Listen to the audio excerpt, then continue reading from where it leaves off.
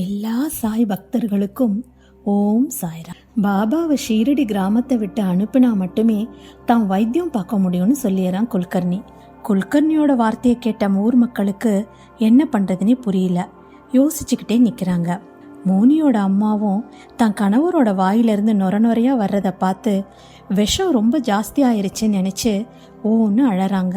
குல்கர்னியை பார்த்து நான் உங்களை தான் தெய்வமாக நினச்சிட்டு இருக்கேன்னு சொல்லி அழ, வேறு வழி இல்லாத ஊர் மக்களும் அவனோட சொல்லுக்கு கட்டுப்பட்டதை தலையாட்டிட்டு நிற்கிறாங்க. மோனியோட அப்பாவை வைத்தியம் பண்ணுறதுக்காக வீட்டுக்குள்ளே எடுத்துகிட்டு போன குல்கர்னியோட ஆட்கள் உடனே கதவை சாத்திக்கிட்டு தாங்க நடத்தின நாடகத்தை பற்றி மக்களுக்கு தெரியாமல் பேசிக்கிறாங்க. அப்போ குல்கர்னி, நான் எவ்வளவு கஷ்டப்பட்டு இந்த உயர்ந்த நிலைமையை அடைஞ்சிருப்பேன். இதை யாருக்காகவும் எவனுக்காகவும் நான் விட்டு தர மாட்டேன். என்ன அவமானப்படுத்தின நான் அவனை பழி வாங்கிறதுக்காக தான் இந்த நாடகத்தை போட்டேன்னு சொல்லி மோனியோட அப்பாவை கடிக்க வச்சது ஒரு பல் பிடுங்கப்பட்ட பாம்பு தான். அந்த பாம்போட வாய்க்குள்ள ஒரு விசேஷமான மருந்தை வச்சு அது கடிச்ச உடனே நொரத்தள்ளுற மாதிரி பண்ணியிருக்கிறதாவும் பேசிக்கிறாங்க. மக்கள் நினைக்கிற மாதிரி மோனியோட அப்பா அபாயகரமான கட்டத்தில் இல்லைனோ அவன் ஒரு தூக்க நிலைமையில தான் இருக்கான். அவனை காப்பாத்தினதா ஊர் மக்களை நம்ப வச்சு அந்த சன்னியாசியை பற்றின வெறுப்புணர்வை மக்களோட மனசில் வளர்க்கணும். அவனை அவமானப்படுத்தி இந்த ஷீரடியை விட்டே ஓட வைக்கணும் அப்படின்னு சொல்கிறான் குல்கர்னி. குல்கர்னியோட ஆட்கள் ஷிரடி வீதி வீதியாக போய் பறையடிச்சு இனி யாரும் பாபாவுக்கு தானம் பண்ணக்கூடாது அப்படின்னு சட்டம் போட்டுறாங்க.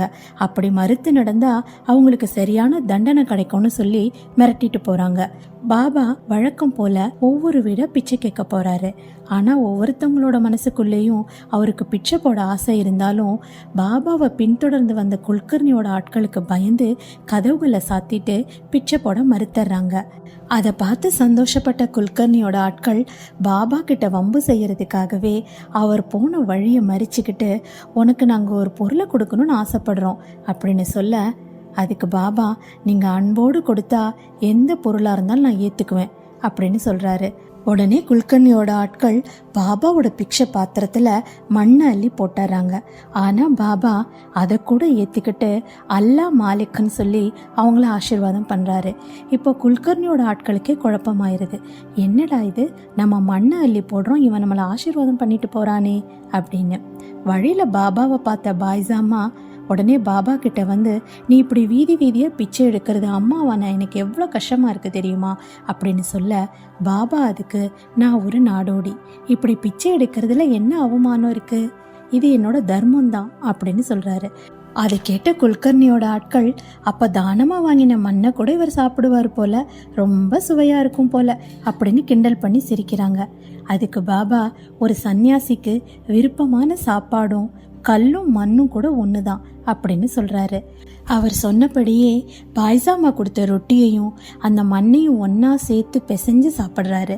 அவரை தொடர்ந்து வந்த குல்கர்னியோட ஆட்கள் ஒரு கல்லை எடுத்து இவனை எப்படியாவது ஊரை விட்டு விரட்டணும் அப்படின்னு சொல்லி அவர் தலையை நோக்கி வீசுகிறாங்க. பாபாவோட தலையில் அந்த கல் பட்டு ரத்தம் வந்துடுது. அதை பார்த்த பாய்சா குல்கர்னியோட ஆட்களை பார்த்து, நீங்களாம் மனசாட்சியே இல்லாத மனுஷங்களா, யாருக்குமே தீங்கு பண்ணாத இவரை அடிக்கிறதுக்கு உங்களுக்கு எப்படி மனசு வந்தது அப்படின்னு கேட்டுட்டு அவரோட தலையோட காயத்துக்கு தான் புடவை முந்தானையை கிழிச்சு கட்டு போட்டு விடுறாங்க.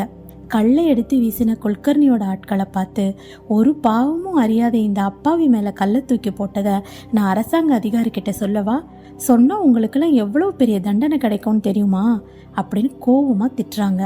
உடனே பாபா பாய்சாமாவை பார்த்து, விடுங்க பாய்சாமா, அவங்க செய்யறது தவறுன்னு அவங்களுக்கே தெரியல, அதனால தான் இந்த மாதிரி அவங்க செய்கிறாங்க அப்படின்னு சொல்கிறாரு. உடனே பாய்சா அவரோட நல்ல குணத்தை பார்த்தீங்களா, உங்களுக்கு தானம் கொடுக்க விருப்பம் இல்லை அப்படின்னா நீங்கள் யாரும் தானம் கொடுக்க வேணாம், ஆனால் அவர்கிட்ட ஏதாவது நீங்கள் வம்பு வச்சுக்கிட்டீங்க அப்படின்னா நான் இனிமேல் நல்லவளாக இருக்க மாட்டேன் அப்படின்னு ரொம்பவே கோவமாக பேசிடுறாங்க.